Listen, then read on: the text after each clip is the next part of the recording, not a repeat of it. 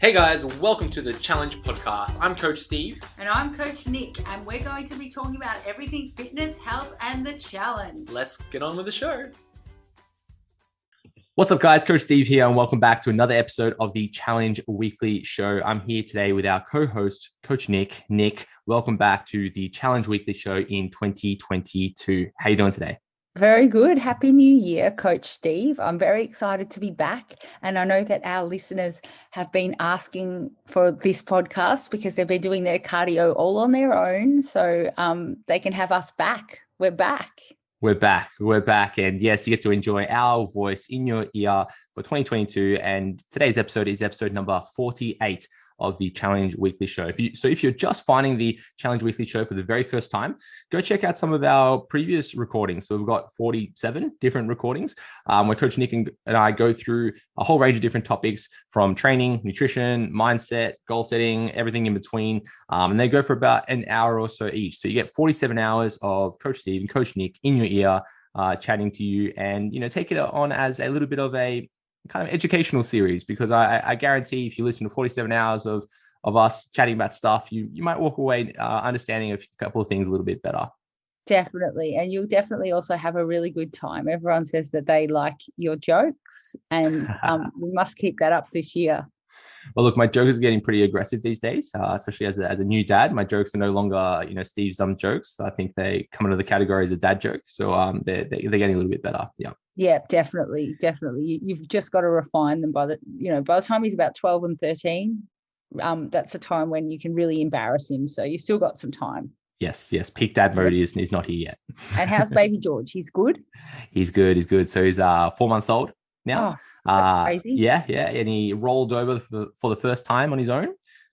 So now that he's rolled over, we can get him into the gym and start squatting, I reckon. Absolutely, because otherwise he'll be doing too much cardio for your liking. Oh gosh, yes, but no, he's doing well. He's really chatting with himself, and doing baby things. That's really cute. Yeah, you should actually start watching Cheer with him, the documentary series on Netflix, because he'd be amazing to just start off as like a gymnast, cheerleader type dude, because they look amazing when they're doing that sort of thing. So you got to get him into it straight away.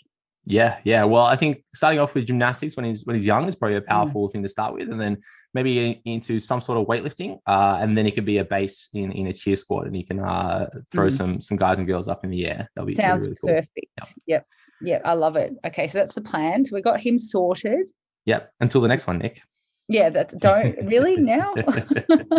But no, enough about that, Nick. Let's chat about the challenge here. So the next challenge is starting really soon. So on the 31st of January, we'll be starting our January challenge, which is our 12-week challenge. And you can log into the challenge website for prep week, and they'll be on the 24th of January. So they'll be on a Monday at 9 a.m. So we always have individuals messaging us at 7 a.m. or sometimes the night before at 12:01, saying that they can't log into the challenge website. And I'm just going to highlight it again. It's 9 a.m. On the Monday, the 24th of January. That's prep week. You'll have an entire week to download some of our new workbooks and templates and check out some of the resources. You can ask hundreds and thousands of questions to Nick and I and the rest of our challenge team on the challenge forum, and everything opens then. But then the challenge officially begins on the 31st of January. So if you can't, log into the challenge at 9 o'clock on Monday, the 24th of January, that's cool. It officially starts on the 31st. We've got that whole week to prepare.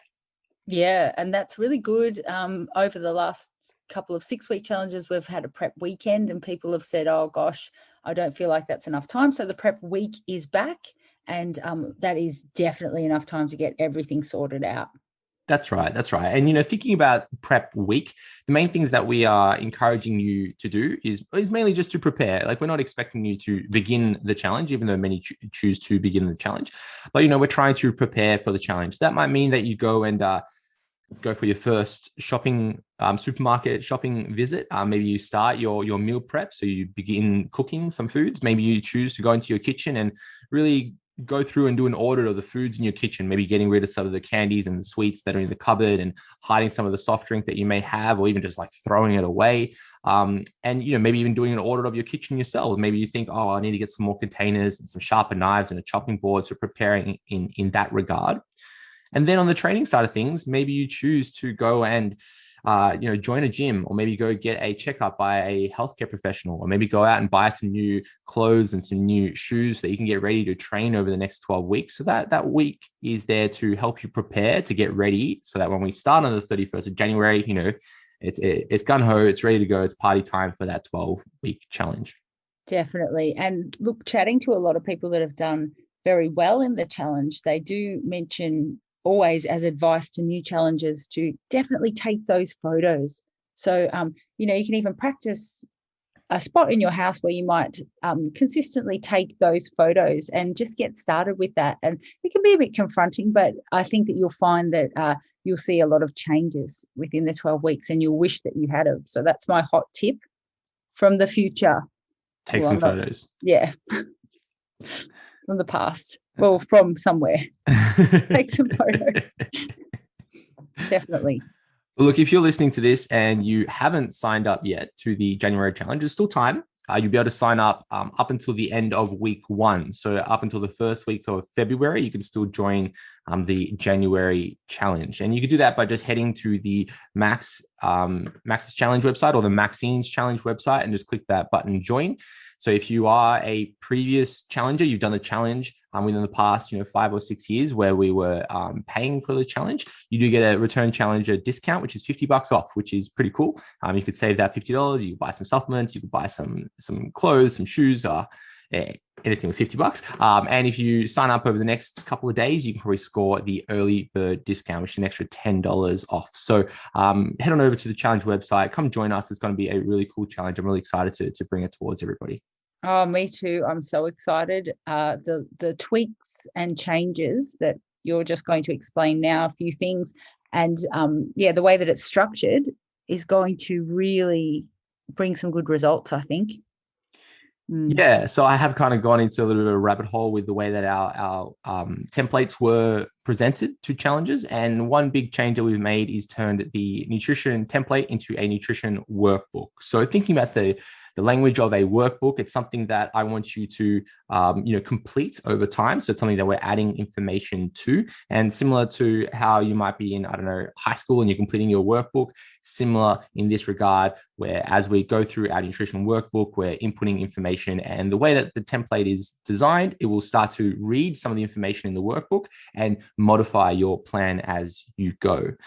So what happens is when we move into weeks 5 to 8, the template or the workbook will start to read the information that you put in, such as your body weight changes and the step changes that you're doing, and that's going to modify your calorie prescription as you go. So it's super customized, super preferential. You can change loads of things on the workbook, or you can change absolutely nothing on the workbook as well. And the program will work really well, and hopefully give you the best tools so you can get the biggest transformation in your body. Now, of course, if you're listening to this and you're not a fan of spreadsheets, you're not a fan of calculations, you're not a fan of that ability to change food items and all those things, there is always a PDF available for you. You can simply download that PDF. You can save it on your phone or your tablet. You can print it and stick it to your fridge.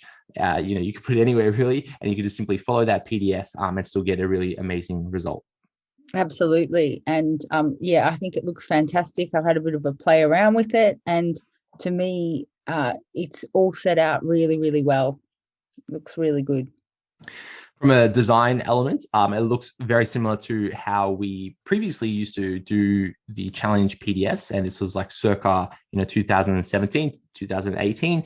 So if you do download a copy of the PDF or look at the workbook, and you have access to maybe a 2017 or 2018 version of the challenge meal plan that we used to have, you might see some similarities in the way that it's designed.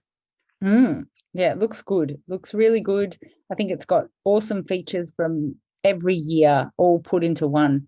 It's like the best Doctor Who incarnation of all the doctors put into one. No, very cool. Doctor Who, I'm not sure.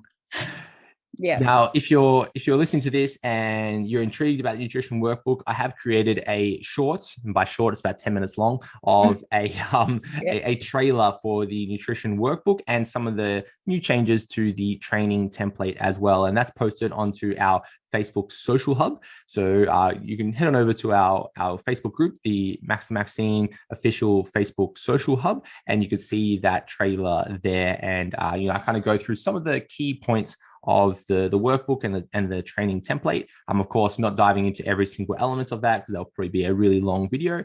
But when you do download a copy of the workbook, there'll be a whole host of explainer videos and content so you can really get a good understanding, if you want to, of the way it all works. Or you can just watch that first video and then be on your way as well.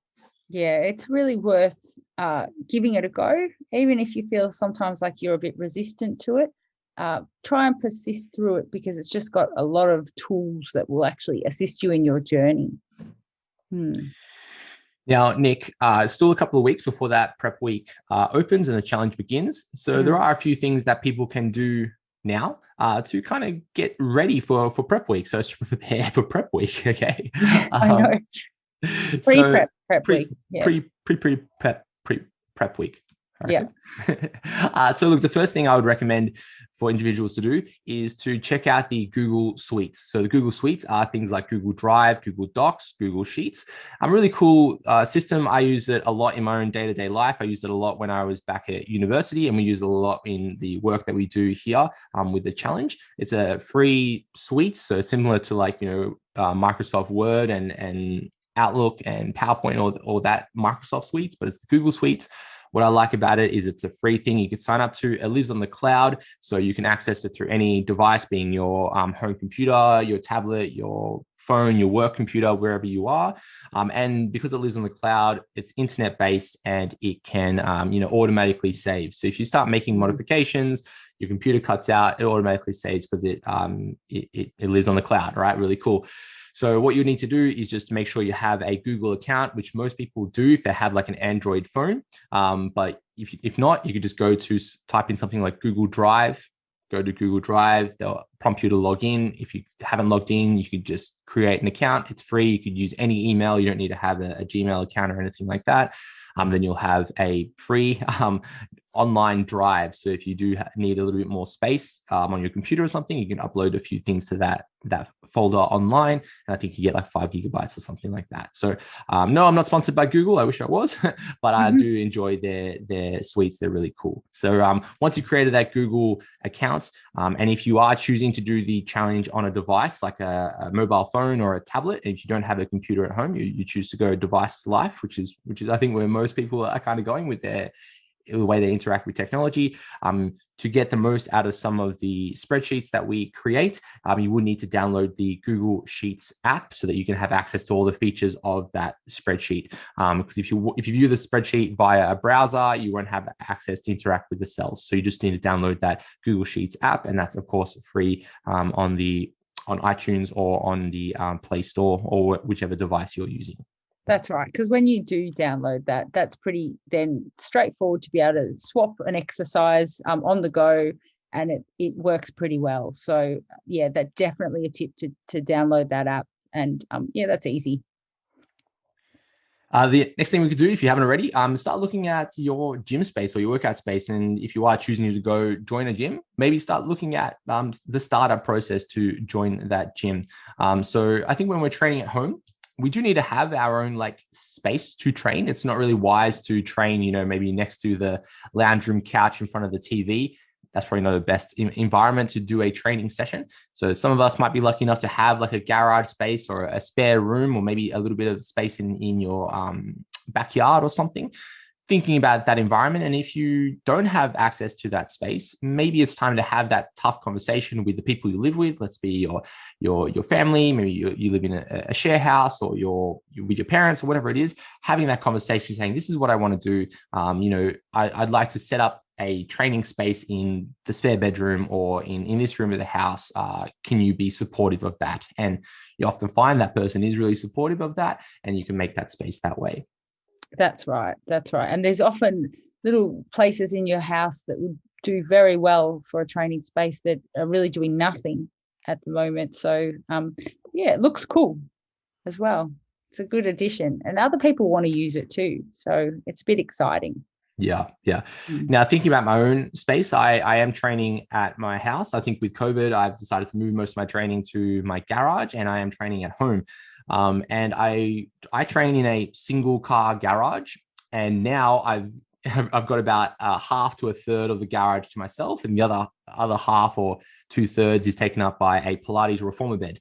So the point of that is that I don't have a lot of space, right? I've got a nice power rack. If you follow me on Instagram, I've got a nice power rack, and I've got a barbell and some weights plates, and then of course the bench that kind of goes with that. And I do primarily barbell based training exercises, and I don't have a lot of space to do those activities, but I make that space. So what I'm getting at is you don't need, an entire, 2.5 space garage or an entire room of your house to do exercise. It can be a very small space, even like 1/3 of the size of a single car garage, to get some pretty solid lifting in and some pretty solid training in. And even the investment into some home gym equipment, you can get a really nice setup for less than $1,000 if you want to be really fancy, or you can get some really simple gear, such as like some interchangeable dumbbells and some resistance bands for no more than $50 or $100, and it has something really nice that you can have in the spare bedroom as well. So there's lots of variety when it comes to home training, especially in these times with COVID still lingering around doing its thing. That's right. And for convenience's sake, I think it's always great to have some sort of a home gym setup, even if, like, I love to pop into my gym as well, but I love to train at home. And then with work, you can just, that you can go do a session and then be back at your computer really quickly without all the driving and other things. So it's a good way to manage your time if that's an issue for you, and you always think, I never have time. So that cuts out that problem. Yeah, absolutely. And of course, we all love commercial gyms. I think they're really cool. I love all the kind of toys that are at gyms and some of the machines that are at gyms. I think the biggest thing when we're looking at a gym membership, of course, is, the location. Is it close to our home or our workplace? Is it something that we could actually go to?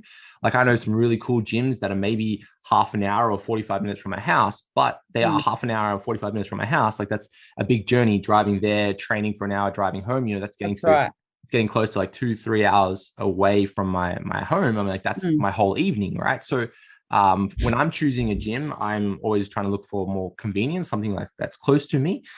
But then also, like, the cost involved in that is really important as well. Like, you could be paying $5 a week for a gym membership, and all they have is, one barbell in the space. And it's like, okay, is that really worth it compared to the one that maybe is 15 minutes down the road and that's, $15 a week? That might be a better option in terms of that value for money. So thinking about what's important for you in your gym membership is absolutely. And if you're going to choose a gym, the other thing to look at is if they have anything included that is assisting, that aids recovery. So some gyms have saunas and other things that are included. So that's always nice if you don't have one of those at home, which not many people do.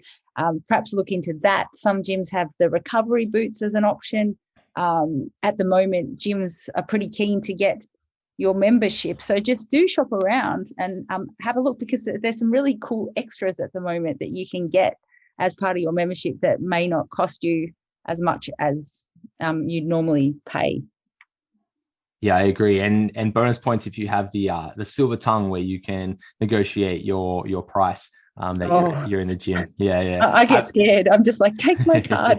Okay. Yeah. Is a blank check, right? Whatever you want in it. I'm not Italian in that way. I'm not like, I give you cash or something. But I am somebody, though, I do not mind paying upfront for a year. Like, that is cash. It's like, just take my money and then I don't have to worry about direct debit. So you can always ask for that option as well, if your gym has that, because they often then do lower the price a little bit for you. That's so good. Bargaining ways. But yeah, so just look out for recovery options.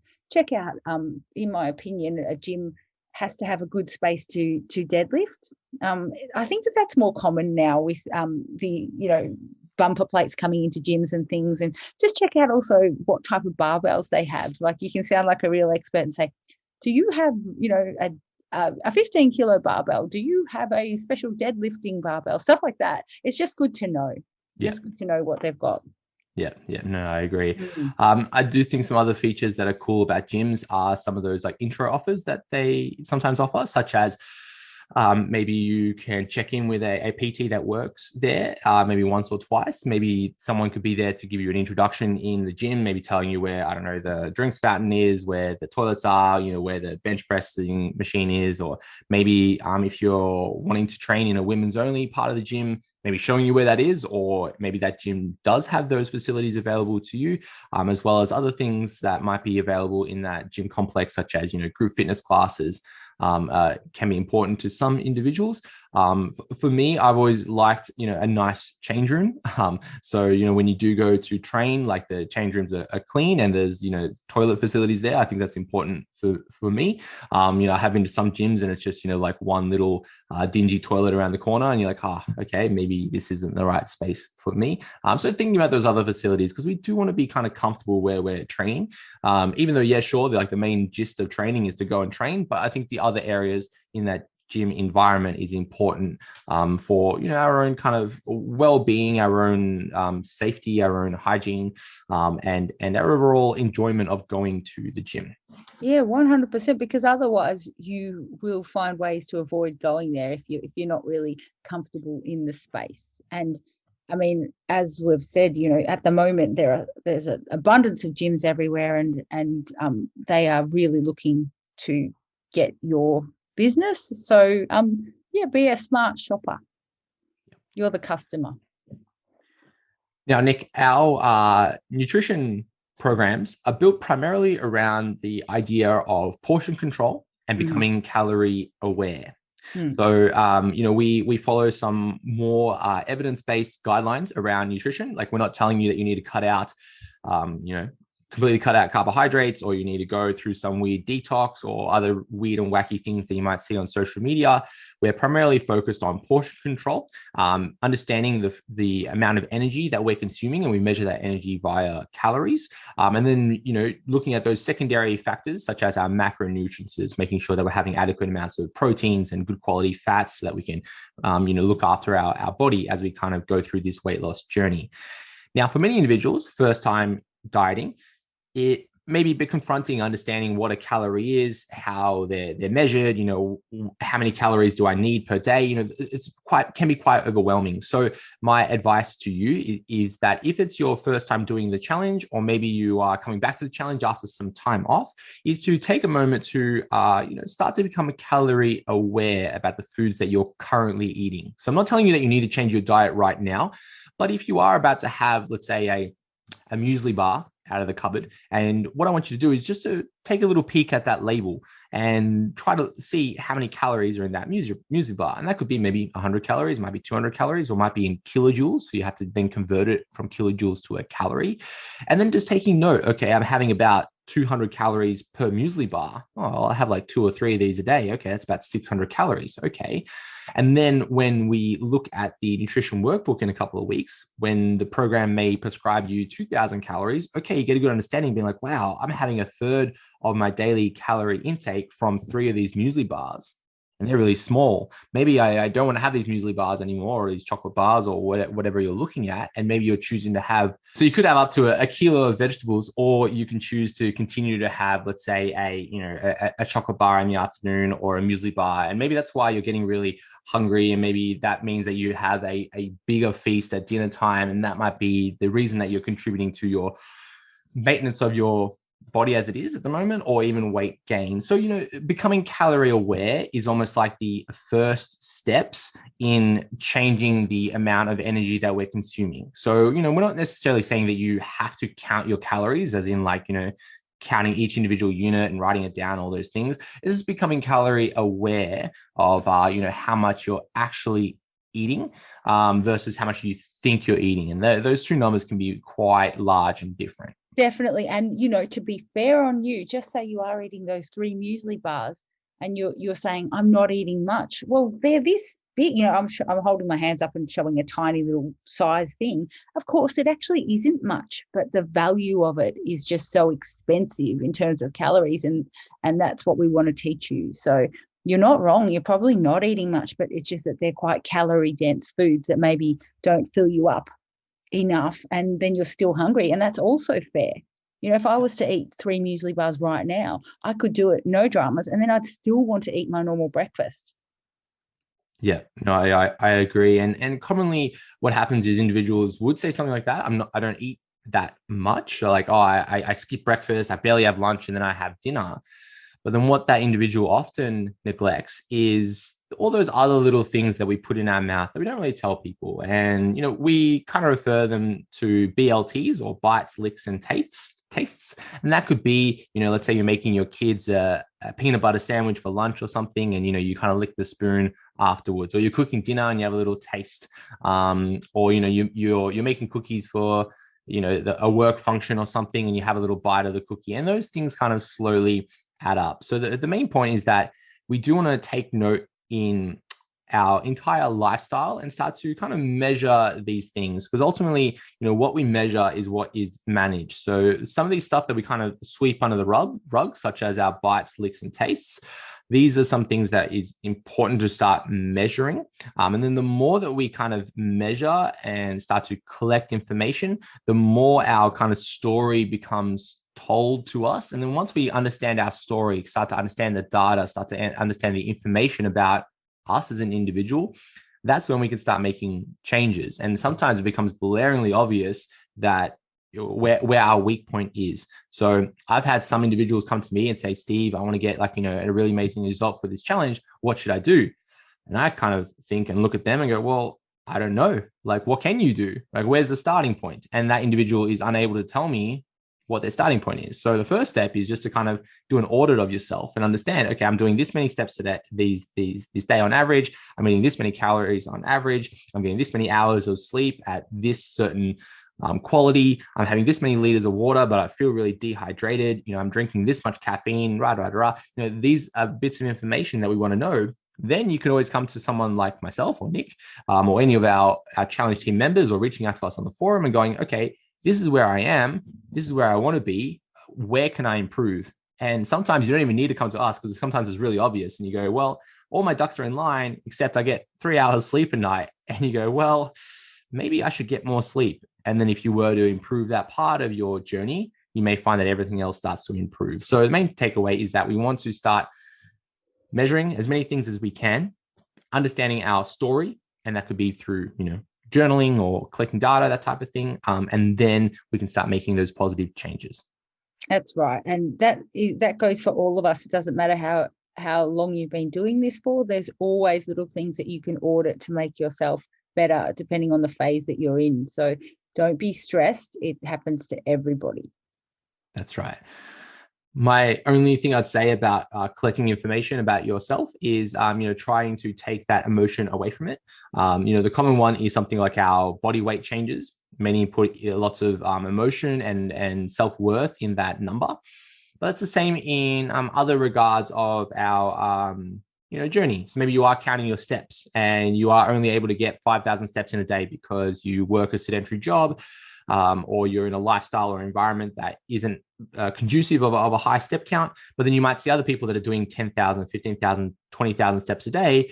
It's really not a good idea to start comparing yourself to other individuals around your step count. Same as how much you lift. So if you might see Coach Nick grabbing the 140 kilos on a deadlift bar and lifting it for reps, and you might be struggling at 40 kilos, and maybe you're a guy and you're like, oh geez, how can Coach Nick be so much stronger than me? Okay, we've got to take away that emotion out of it and going, okay, well, you are kind of running your own race. It is just a number at the end of the day. And once we start understanding that number, that's when we can make those positive changes in the direction that we want them to. Maybe we are starting to lose body weight. Maybe we are being more physically active. Maybe we are becoming stronger in the gym. So don't be afraid and avoid some of those numbers or some of those metrics, because once we become aware of them, that's when we can start changing those numbers. That's right. And also just remember that every single one of us has started somewhere. So we all picked up that barbell for the very first time, and we've all looked in the mirror and said, oh, I need to make some changes here. And so if you look at the Facebook group, and sometimes, you can scroll through and all you see is abs and veins and things, and that's great. And that's the finished product or, works in progress. But don't forget that there's heaps of other people that are just beginning their journey, just the same as you. and we're all equal. We've all got things to work on, and that's what we're doing together. And that's why this community is really great. So don't be afraid to put yourself out there. That you'll inspire somebody. Just by taking the first step, you probably inspired everyone in your family. So just stay on it. Now, Nick, with the challenge, we are the two coaches of the challenge. So Coach Nick, Coach Steve. And, all I want to say is that we are here to help you in any way that we can. We do have many individuals that try to privately message us on places like, Instagram or Facebook. Some people try to email me. They find my email somewhere. I've had some people reach out to me on places like LinkedIn. And all I'd say is that I apologize if I am unable to get back to you in a direct way. Probably the best way to contact us and ask for advice and feedback and such is via our forums on the challenge website. So once the challenge website opens, I'm going to invite you to reach out to us on the forum and ask us any kind of technical questions that you need to, or any ask for any advice about your own journey. You could hopefully appreciate we do get lots of messages, and sometimes we're just simply unable to respond to every single person and provide that personal experience to every single individual. But in saying that, Nick and I are always there to offer our expertise or experience or our advice in any way that we can. So this is an open invitation to, reach out to us on places like the forum. If you are feeling lost or unsure of where to progress or unsure of where to put your energy towards, or if something doesn't make sense, because I think that first step of growth is to kind of reach out for help and advice. So that's probably like the big thing that we are here for, is to offer that advice for you. Definitely. And another theme of really successful people within the challenge that I've noticed is that they may do one or two challenges where they don't engage too much with the community, and then they sort of become very successful in, say, their third challenge because they've decided to actually put themselves out there, interact, ask questions from us, really just put themselves out there as students. And that's when they start to see the shift. So it's worth it. Yes, I think so too. And the other thing I'd say is that, like Nick said a little bit earlier, like we're all students, like we are all part of this journey ourselves. So there are things that I don't know the answer to. And if I don't know that answer, I will tell you, I don't know that answer. Sometimes those questions are outside of the scope of what the challenge can offer. So if you are asking us for advice on, medication or surgeries or that type of realm, okay, no, I'm sorry, like that's GP doctor area, like, where the challenge, we are primarily, personal trainers around fitness, and we're focusing on body composition changes. That's our main goal here with the challenge. If I don't know the answer, I will tell you that I don't know the answer. And if I am kind of rationalize something or putting some bits of information together to kind of Frankenstein an answer for you, I'll tell you that as well. But if you do ask me a question that I don't know, I will go out and research that for you to the best that I can. So what I'm saying is that we are always learning. And if you are at a point where you say that you know it all, that's probably the biggest indicator that you don't. So I think that we're all in this journey together. Absolutely. I'm learning new things every single day about health and fitness. And I think when you live the lifestyle, there's just so much to discover.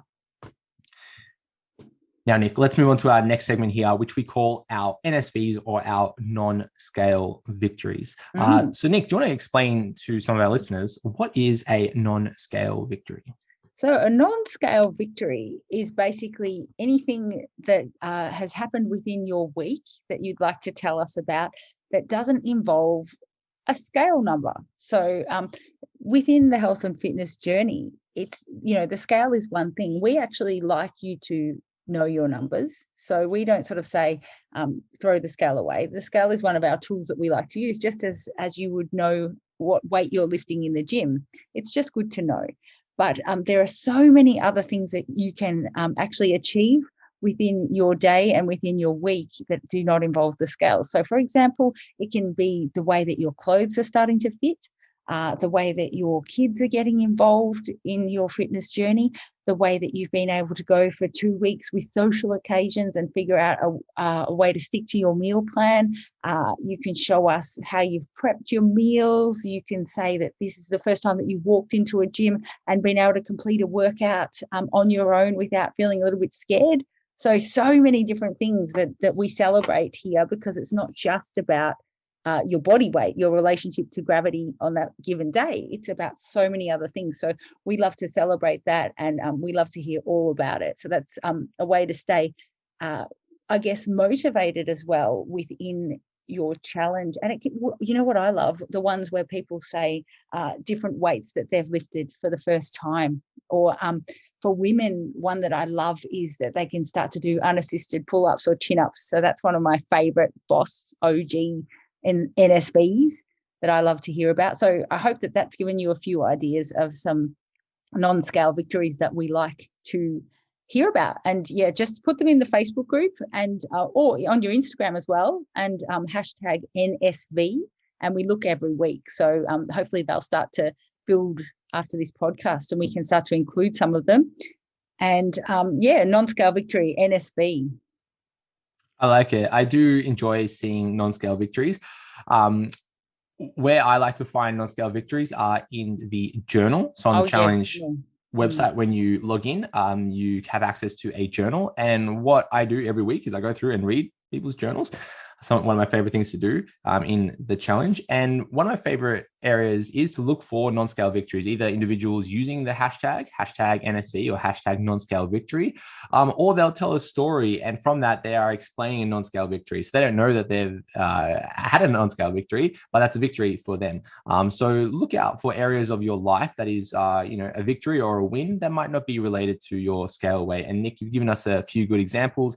Some other areas to look at is, how strong you're getting, maybe how your clothes are fitting, maybe how confident you're feeling, maybe some compliments that your partner, your family, or your co-workers are giving you. These are all big victories, even if your scale weight isn't changing at all.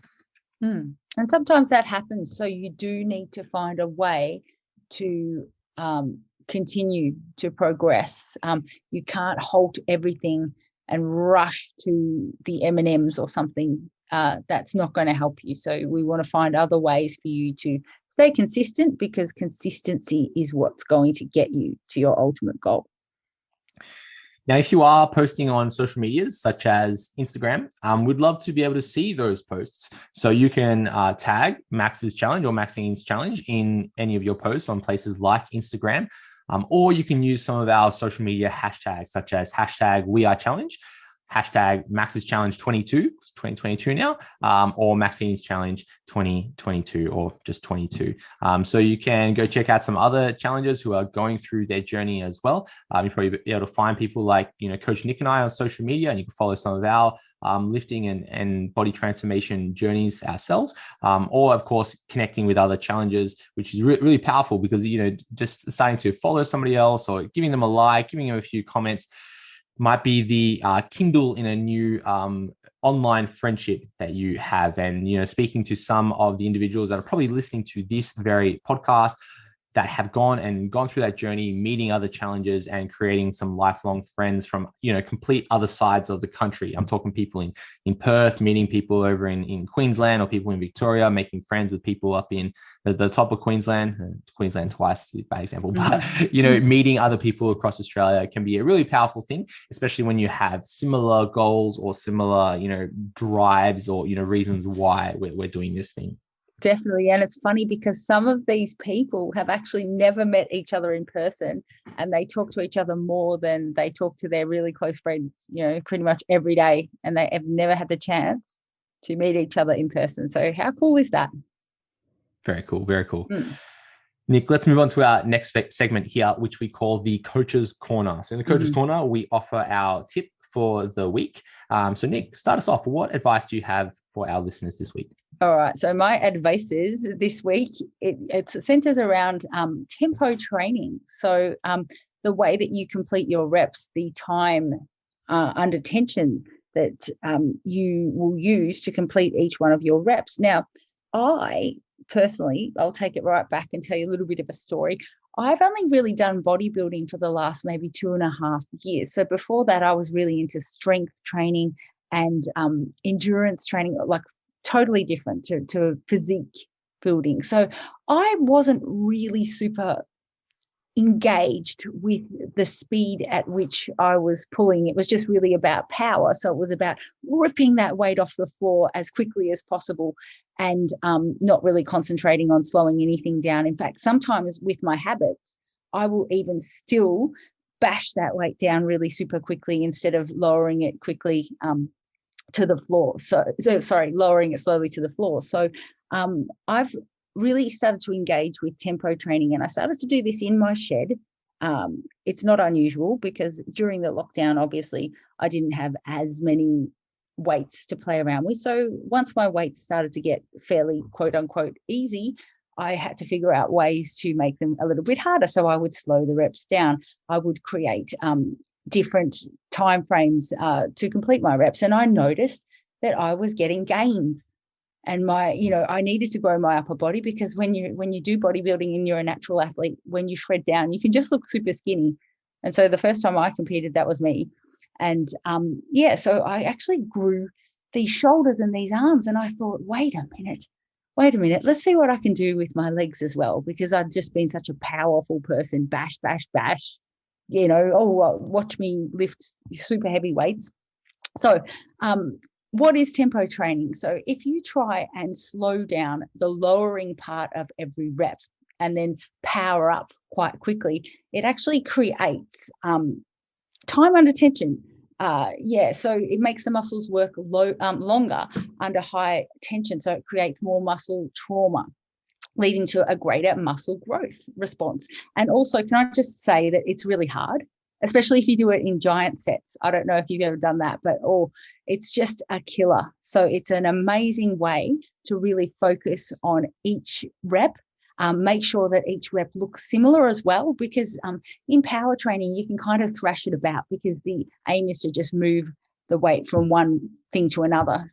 As long as you get that completed, it doesn't really matter how you do it. And if you're not raw, you have a whole bunch of equipment to help you. But with tempo training, it's just you and that weight. And if you fail, it's actually true failure as well. So you're not kind of trying to manipulate it or push it up quickly or just use all the tricks in the book. You're actually holding that tempo. So if you've ever tried to do one where you're lowering it for 4 and then going back up for 4 as well, that is a killer. And on the leg press as well. So just pay attention to the time it takes you to complete the reps, and maybe just have a little bit of a play around with tempo and let me know how you go. So if you do it for the 12 weeks of the challenge, just create different tempos and stick to it. I bet you'll find that specific muscles just really respond well to it. It helps with core strength. It helps with endurance as well, because, if you're someone who doesn't necessarily like to do your quote unquote cardio or, cardio, you still want to try and get something, some sort of, endurance training under your belt. So it's actually a really good way to use weights to get that conditioning as well. So I really, really like it. You're not going to be able to necessarily see this on your Garmin or anything, so don't get annoyed at me, but it can also help to burn more calories because it's actually just really taxing. So you've got to watch out about also your recovery. So because I actually didn't do a lot of weights over the 2 weeks that we had off, I actually did some swimming and walking. Once I started doing it again, I couldn't walk last week. And I never used to understand why people said that. And I was like, are you guys all wusses? What's going on? But it's just because I hadn't really done it in all my time. So it's safer because you're not going to necessarily be able to thrash things about and get into a position where you might hurt yourself. And as we said before, the reps are uniform. So Coach Steve, that's your favorite thing. So if you were going to analyze my technique when I'm doing tempo training, you'd be like, oh no, that looks pretty good, because you can't really move the weight in any other way. You can't kind of cheat yourself. So I like it. I recommend. Yeah, very cool. Very cool. I I have lots of thoughts around tempo training. I think when you start dabbling in those types of variables in our training, it can lead to changes in our technique and the way that we approach exercise, and giving it a little bit more respect. Because I think one of the first errors that we see in like a true beginner or even like some intermediate trainees is that idea of like rushing, right? Where they would grab maybe like the, I don't know, 5-10 kilo dumbbells, and they're just like, trying to do as many reps as they can, as fast as they can. And they kind of miss that step of, hey, we're trying to stimulate the muscle. And sometimes it's not wise just to rush through it, or like you suggested, to thrash through some of the weights, which is important for strength sports. Sure, we need to create velocity and some power, but there's that difference between creating velocity and power in like a nice plane of motion. In a deadlift, we're trying to create that velocity of the floor and, in one pull. But then if we're trying to rush it, that's when we can kind of be sloppy. We can be all over the place. So I think starting to think about your tempo or how fast you move is super important for our own development in this thing that we call fitness. Okay. I do think that we can kind of, I'll use the words, take the piss a little bit with tempo training. And we see this a little bit in the research, where some individuals who would do maybe more than 10-second repetitions, as in, like lowering and then coming back up more than 10 seconds,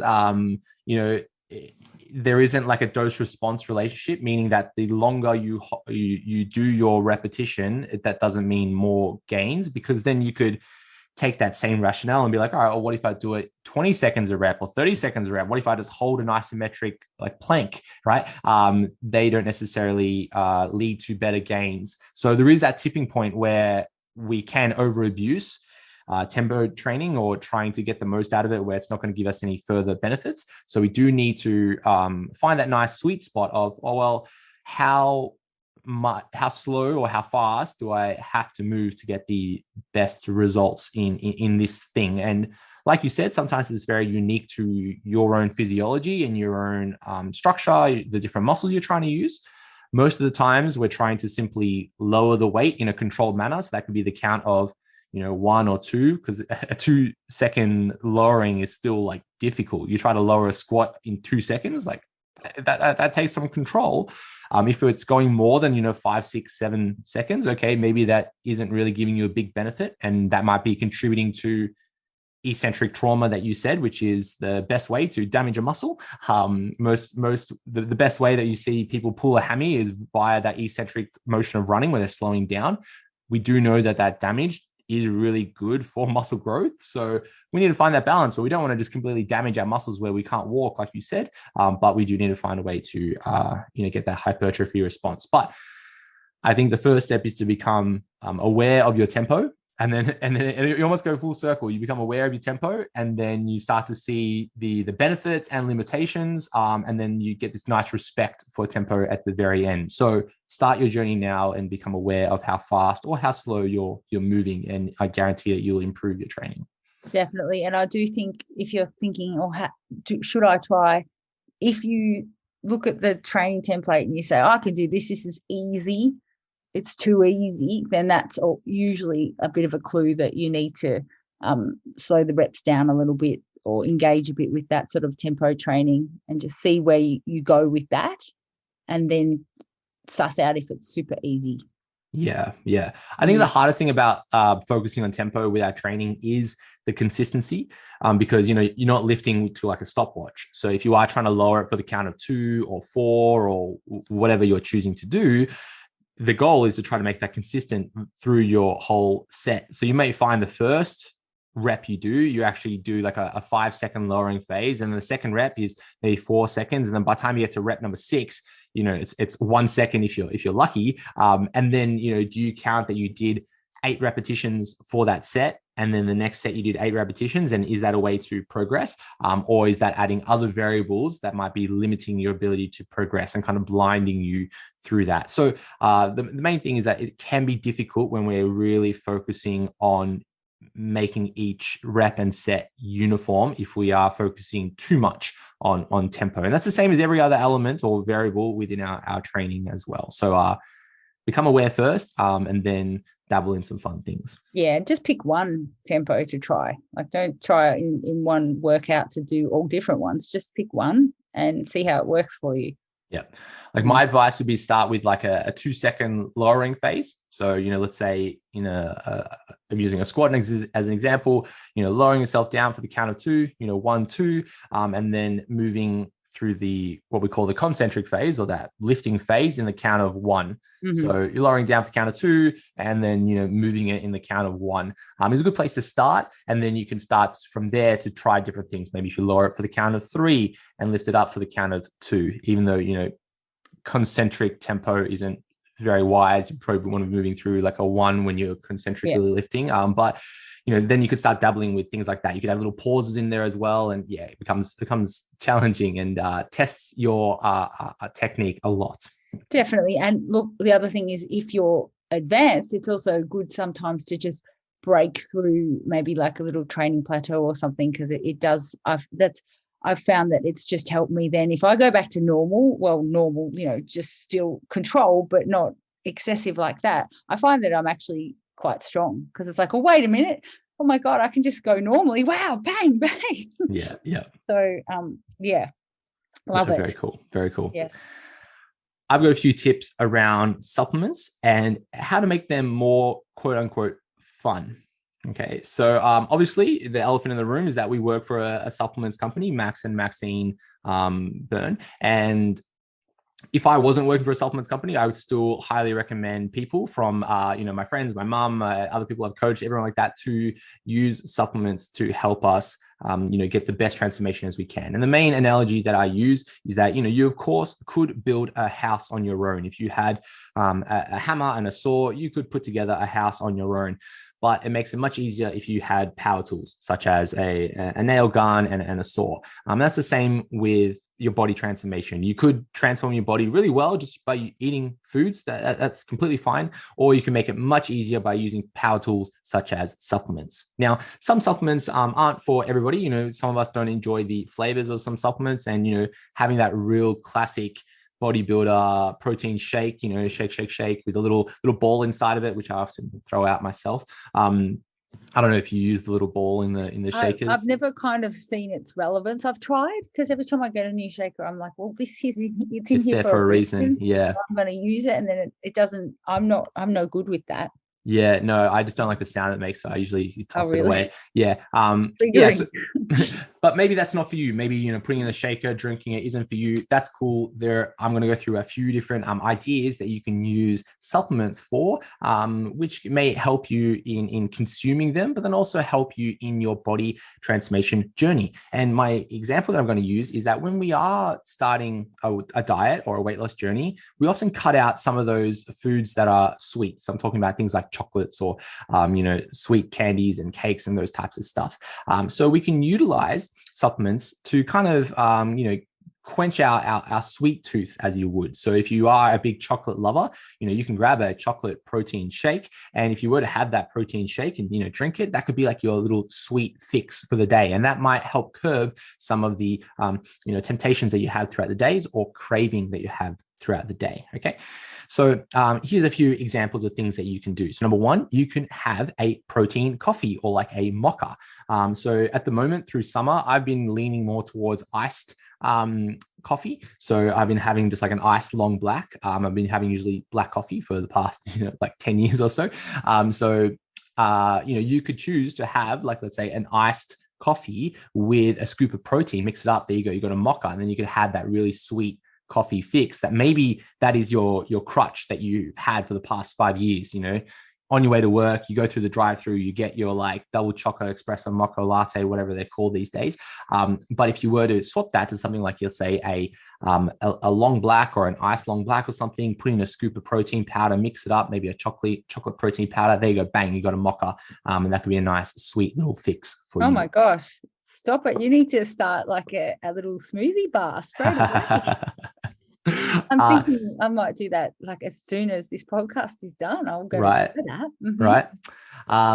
The next one is what I do almost every single day, where I add protein to my oats. Okay, so the classic proteins. So what I would do is I get a bowl, put a scoop of listen to this one. I get a protein scoop, the ones you get from the tub, and I have that inside a little container of oats, like a little plastic container. I have that of oats, one of those cereal containers, and I have a scoop of protein, protein powder scoop thing sitting in that. So when I go to have my breakfast, I have 2 scoops of that, right? And guess how much 1 scoop of oats weighs? Like 25 grams. Close, about 30 grams. Yeah. So that is almost the same as a scoop of protein powder, which is about 30 grams. So when I have my 2 scoops of oats, that is 60 grams. So I don't need to weigh it anymore. I just know how much it is, right? So I put 2 scoops of oats into a bowl. I put some frozen blueberries in there. I go over to the tap, fill it up with water, just a little bit over the oats, whack it in the microwave for 2 minutes. It comes out, it's nice and warm. Then I grab a scoop of protein powder, mix it in, and then now I've got basically Cocoa Pops in front of me. So oats with blueberries, with the chocolate protein powder, basically tastes like Cocoa Pops. I get my sweet fix in the morning, great, I'm off, and I don't have cravings for chocolate for the rest of the day. Okay. Yeah. So that's something you might want to add if you've got a sweet tooth for breakfast and you want to have like your Cocoa Pops. You could have some oats with some like blueberries and some protein powder. Bang, you've got some nice sweet cereal to kind of start the day. Beautiful. Yep. Love it. Another thing you can try is just the real classic smoothie. I've never been too flash of making smoothies. I think just because the effort that goes into it. But some individuals love to make smoothies, and there's some really great smoothies out there. And I think the starting point would be just to have a scoop of protein with some fruit and then another type of like thickener. That could be something like an oats or like another grain, or some people even put things like avocado to kind of thicken it up, and then blend it and something in like a magic bullet or a blender or something. And, you could have a really sweet afternoon snack or something, which is a smoothie. The only thing I'd say is that it's very easy to jam pack that smoothie to make it really high in calories or high in energy. So you could be having a really, quote, healthy smoothie, and it's green and it's got all the good things in it. But then if you were to look at the total calories in that smoothie, you could have, 500 calories easy in that thing, and you drink it. And because you've just consumed liquid calories like that, you don't really feel the fullness that comes with that, the satiety that comes with that. So come dinner time, you're like, well, I want to have my whole dinner as well. So that's might be a really easy way for you to have more calories in your day, which might not be conducive to some goals. That's right. I mean, not a cucumber is a cucumber, but if you're going to eat that cucumber versus blending it into a smoothie, it'll probably keep you fuller for longer. So that's just an example. But yeah. The next thing we could do is we can bake with our protein. I am very fond of pancakes. So I like pancakes, and I often make protein pancakes on like a Sunday. So that's an option that you can do. So just protein powder, maybe throw in a banana, mash it up, mix it in with some water. I often put a little bit of flour in there just to help thicken it up, and usually go like a self-raising flour, and then an egg, whip it all together, and it makes a nice batter, put it in the fry pan, and there you go. You got protein pancakes for breakfast, which is a nice one to do. And we've also, you can bake almost anything with protein powder in it. So I'm talking cookies, brownies, cakes, all the other good stuff. There are some individuals that, find or see online that, warming protein powder is bad and it destroys the protein or something like that, which is not really the case. Protein molecules are protein molecules regardless of their temperature. And if you thought that baking with protein powder somehow destroys the protein molecules, well, then I guess when you're cooking any animal products like meats, I'm talking like steak or chicken or anything, I guess there's no point in cooking that either, because that's just going to destroy the protein molecules as well. So all I'd say is that that's a load of nonsense. You can bake with protein and such, and it doesn't destroy any protein elements in there. Okay. Other cool things that we could do, last point about protein, is you can make protein ice cream. So mixing a protein powder with, let's say like a almond milk, and then a few other thickening agents. You put that in the freezer, and there you go. You got a nice protein ice cream as well. So, the main point is that with protein, you can make a lot of things with it, and you can really latch on the flavors that come with protein powders, often very sweet, and it can help fix or curb a sweet tooth that you may have. Other things that I've been dabbling more over summer is mixing my pre-workout with other things. So the main thing that I've been mixing it with is a soda water. So I've got like one of those soda stream like things, right? Mhm. So I would grab a protein shake. I would put a small amount of water in there with a pre-workout, mix it up so that I've got an actual solution of it. So as in like the powders mixed with water. And then I would fill up the rest of my protein shake with soda water. I would choose not to shake it again because the soda water would go everywhere, right? Yeah. So I just kind of like give it a little bit of a stir. And then I've got a nice soda water pre-workout. And pre-workouts, especially like, the Max's Beta Pump, have like a really strong, powerful taste to them. And it almost tastes like a cocktail, okay? So if you are one to dabble in cocktails, and maybe that is the crush that you lean on to get you through life, which is other questions to be asked there. But maybe that's the thing that you really want at the end of the day, like a glass of wine or a cocktail. Maybe you choose to have a pre-workout, mix it in with some soda water, and even adding a little bit of ice. Yeah, a little bit of ice in your soda water can be really cool. A little bit of ice in your pre-workout can be really cool. And then if you want to be real fancy, Nick, you can actually move that drink from your shaker bottle or whatever into like a cocktail glass. Okay. Oh. So then you could be sitting there with a bright colored drink, ice, soda water, pre-workout. It's brightly colored. You can get a little fancy umbrella hat and a straw, and you could be sipping your cocktail on your balcony before you go and train in your home gym, right? And you could be like, well, look at this. It's got a really strong taste. It probably kickstarts your brain going, I'm having a cocktail right now, but really you're having a cocktail getting ready to train because you're about to buzz yourself up and ready to go. So That's awesome. there's lots we can do around that pre-workout, especially if you want to recreate some other experiences that you've had in your life. Yeah, that's perfect. I love that. I really do. The soda water with the pre-workout, I've done that at work before. Yeah. In the afternoon, if I'm a little bit tired, I'll just go to our cupboard and go, what have we got here? And the blue one I like. The blue one, the blue grenade. Yeah.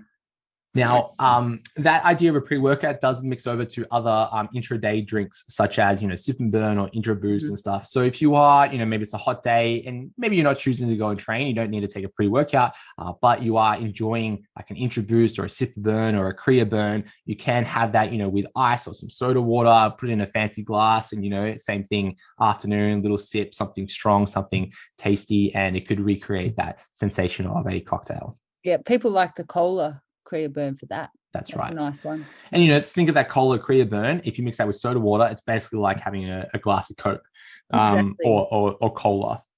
So, if that is something that is like your kryptonite, you love the glass of Diet Coke, whatever it is, and you're choosing not to have that for whatever reason, you may choose to have like a Creatine Burn with some soda water, some ice, cling, cling, chin, chin, you're good to go. Look out. The last point I would make is around creatine. Creatine, one of the most researched sports supplements, probably the number one supplement that we all recommend.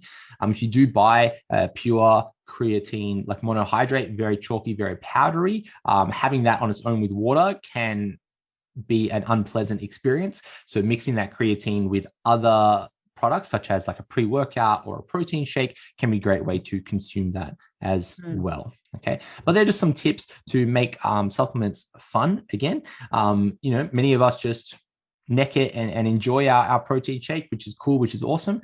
I wouldn't recommend dry scooping your pre-workout, as in you take the scoop and putting it in your mouth straight away. Probably not a wise idea for your gut health. But mixing it in with or diluting it with some water, soda water, those types of things, can help to recreate some, previous experiences that we've had, and then also help to curb some, sweet tooths and cravings that we might be experiencing. Great tips. I'm off to make a mocha straight away after this. 100%. No, so good.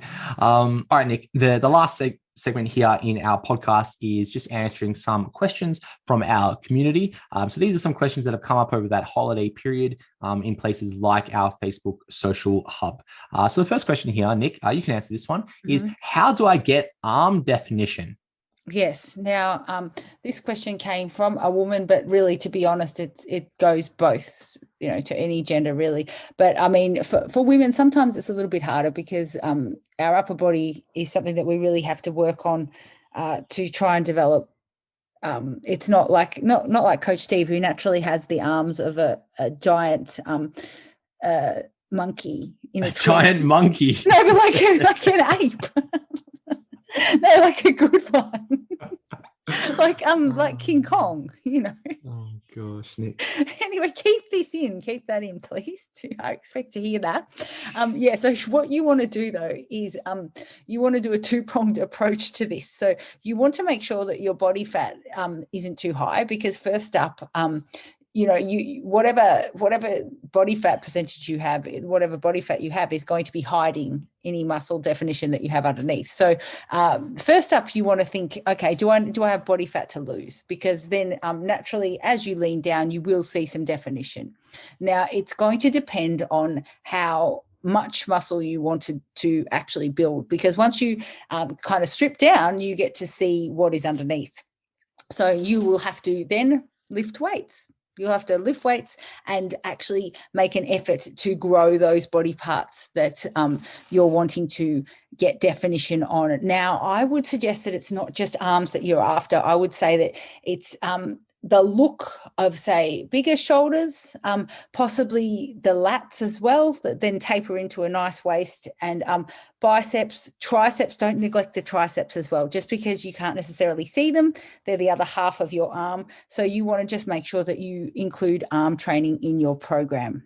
So there's that just two-pronged approach. You want to get leaner and also just lift more weights. Don't be scared of being bulky, because getting leaner will actually take care of that as well. Yeah, no, perfect answer. You're right. I think bigger muscles are going to be more defined, and stronger muscles are going to have a higher resting tone, meaning that when you're not flexing, it's just going to look harder, which is probably like a big goal that most guys have, is to have like kind of like harder looking muscles. So, by increasing your size and your strength, and then lowering your body fat, so ticking all the boxes, we're going to get more defined arms. So you can't avoid the work, and you can't cardio your way into definition.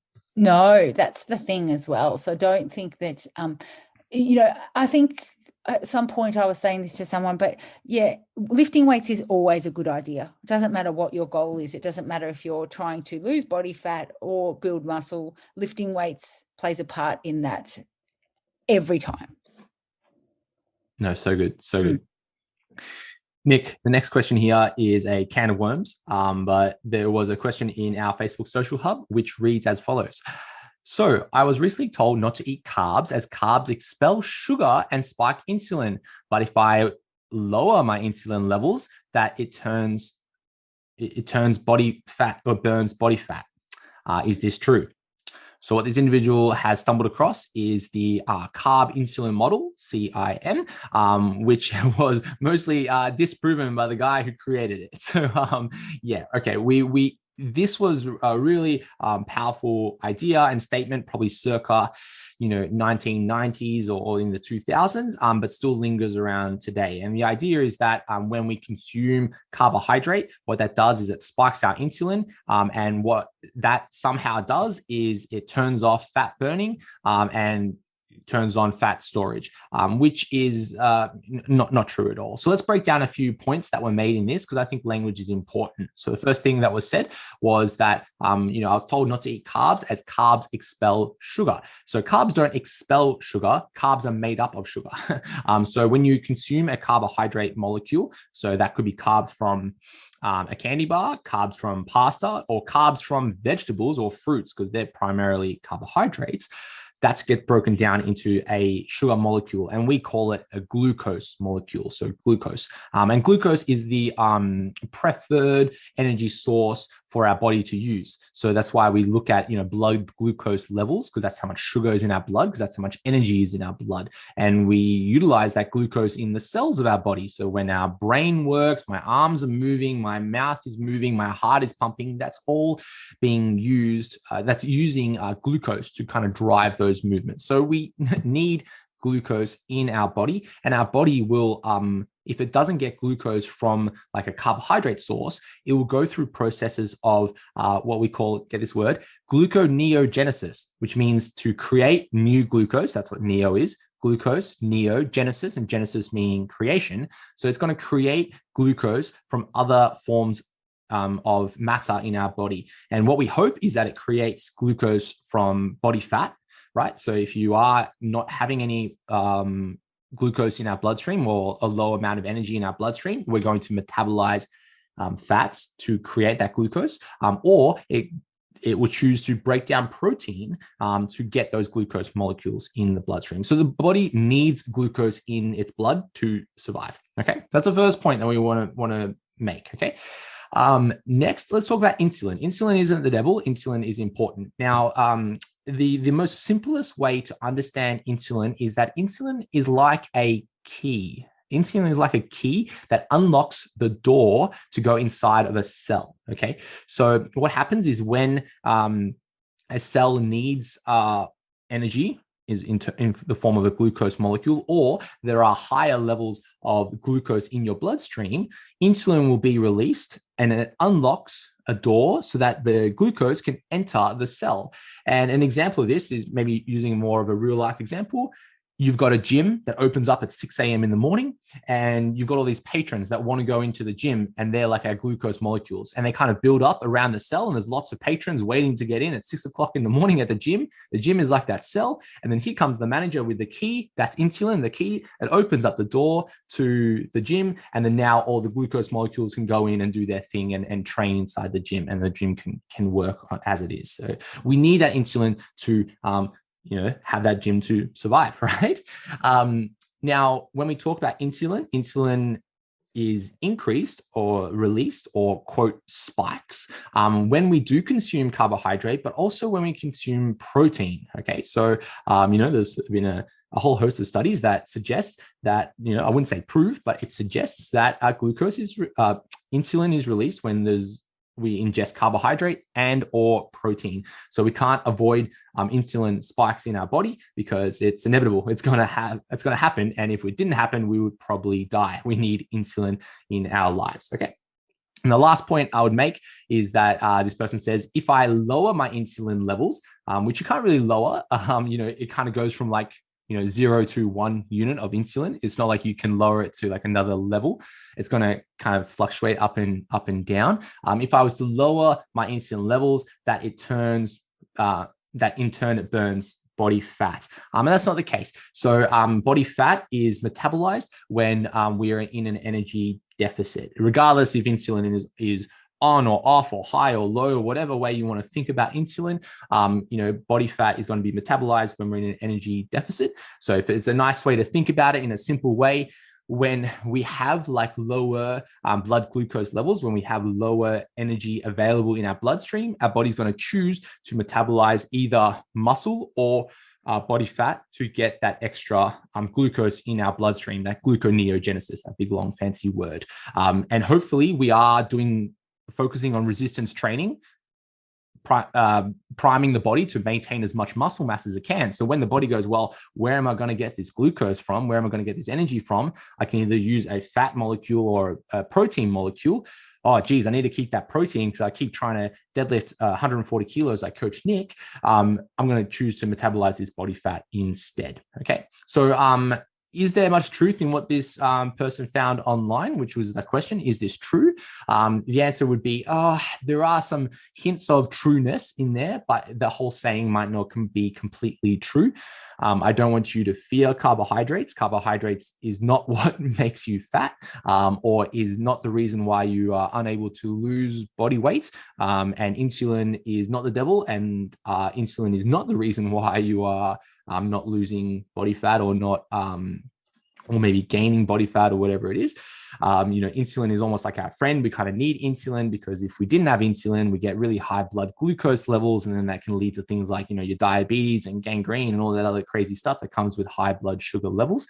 So we need insulin. We need our cells. We need the key to work to open up the door so that our cells can bathe in glucose and do their thing. So the main takeaway is really just it's all about the energy deficit for body fat. It's not, insulin is our friend. That's right. That's right. It shouldn't be something we fear. No, definitely. And if you've never really thought about it, stop thinking about it. Don't stress about it because it might be something that people go, wait a minute. And then they start to Google. So just if it hasn't been something that you've been worried about, don't be worrying about it now. That's right. It's a rabbit hole. Yeah. Next question here, Nick, is a question about muscle gaining phases. And the question is, how do I determine if I'm in the optimal position to go into a muscle gaining phase? All right. So optimal, that's the key word here. Now, let me preface this by saying anybody is allowed to go into a muscle gaining phase. There's anybody's allowed to. You can do it at any time. There's no real prerequisite other than that you have to be ready to eat and train hard.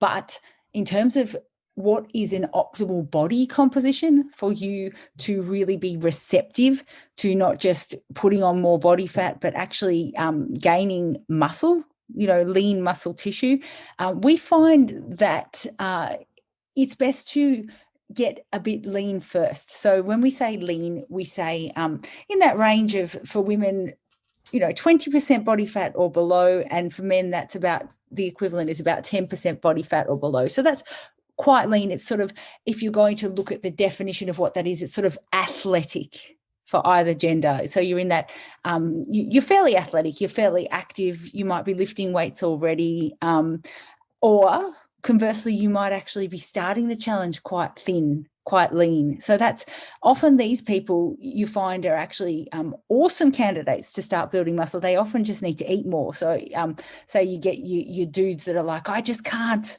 grow muscle, but they're skinny. They're in a really good position to do that. They just need to eat more. And sometimes that's their only problem, and train hard.